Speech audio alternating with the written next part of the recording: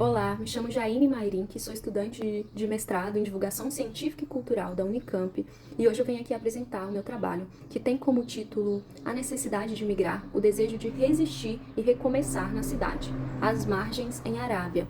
Arábia é um filme nacional lançado em 2017 e que foi gravado por algumas regiões de Minas Gerais, como a região metropolitana de Belo Horizonte, o Vale do Aço, em Ipatinga, o Quadrilátero Ferrífero, na região ali de Ouro Preto. E bom, eu vou seguir aqui o meu roteiro.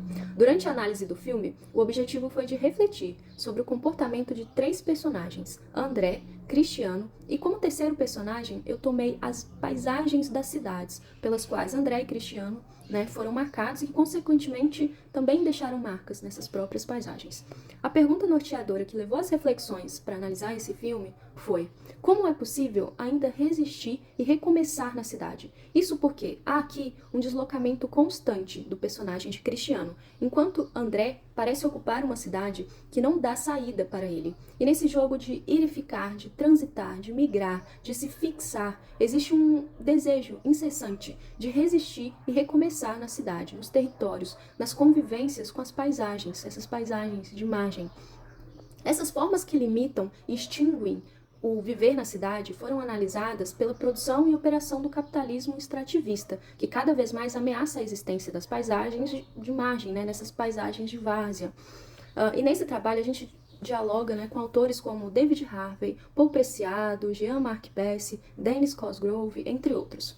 Bom, primeiro é preciso contextualizar os personagens de André e Cristiano, apontando ao mesmo tempo as geografias deles dois, juntamente com a caracterização das paisagens pelas quais eles atravessam ao longo do filme.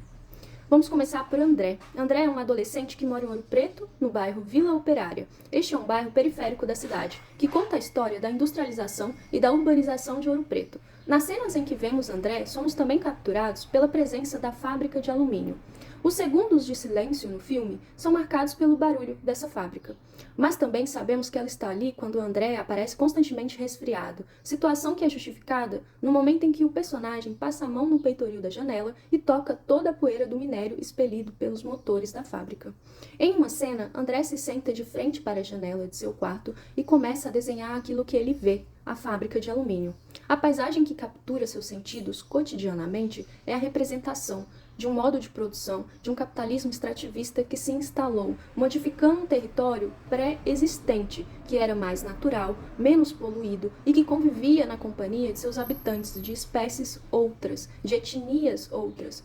As pessoas que ocupam as margens desta fábrica são as que não tiveram escolha de morar em um local mais saudável, hoje sendo contaminadas pelo som pesado e constante e pela poeira tóxica, levando a diversos problemas respiratórios e psicossociais. Nos recordamos da primeira cena de André no filme. Ele anda pela rodovia de bicicleta, tendo em seu fundo os relevos, a geomorfologia de Ouro Preto, a qual tomamos como uma paisagem em risco pelas atividades mineradoras. Esse ato se dá juntamente com a música melancólica de fundo, nas vozes de Jackson Frank. Nas letras de seu refrão é prenunciado: tente uma outra cidade. Do início ao fim do filme, uma mensagem permanecerá: não há esperança aqui, é preciso tentar uma cidade outra.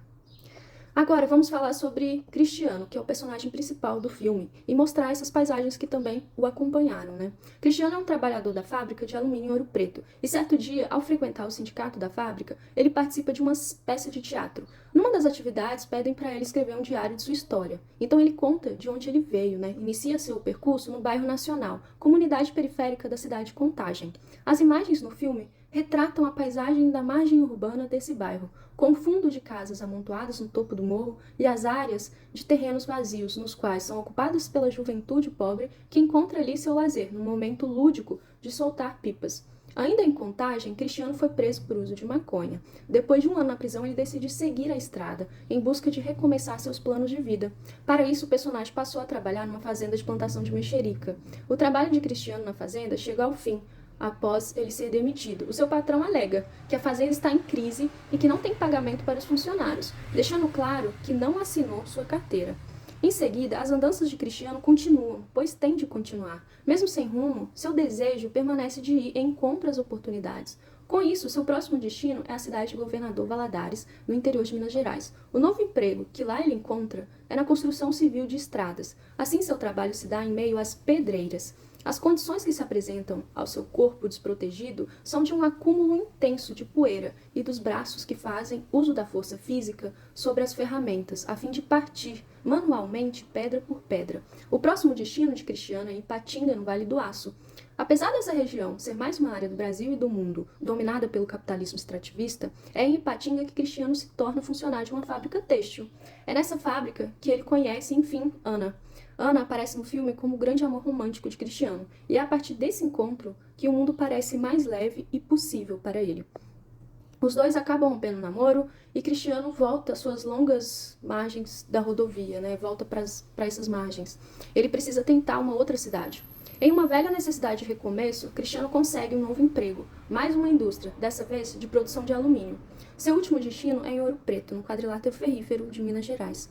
Mais uma região historicamente tomada por uma das mais intensas explorações colonialistas, das quais ergueram as antigas estruturas da cidade pelas mãos de homens, mulheres e crianças escravizadas, forçados a arrancar do solo todos os seus bens naturais. Em Arábia, vemos uma outra roupagem da era colonial em Ouro Preto, agora comandada pelo capitalismo predatório. Na metalúrgica, assistimos Cristiano fazer o serviço pesado, novamente, no chão da fábrica. As cenas mostram as faíscas das caudas quentes, as fumaças e fuligens se depositarem sobre os corpos dos trabalhadores que precisam comandar os pesados equipamentos.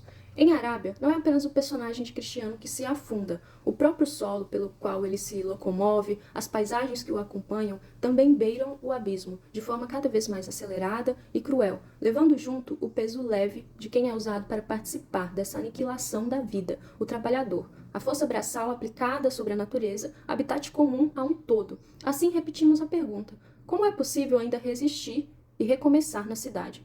Para um pouco de esperança, ainda temos algum lugar para chamar de meu, de seu, de nosso. E defendo que este lugar ainda seja assegurado pela cultura, né? Representada pelo Teatro da Fábrica, que acolheu Cristiano, e pela produção tão sensível do filme de Arábia, que aborda essas temáticas tão fundamentais. E também por essa luta, que mesmo difícil ainda se mantém para buscarmos conviver por mais algumas décadas, com as paisagens vivas que resistem ao nosso entorno, às margens ao encontro de nós.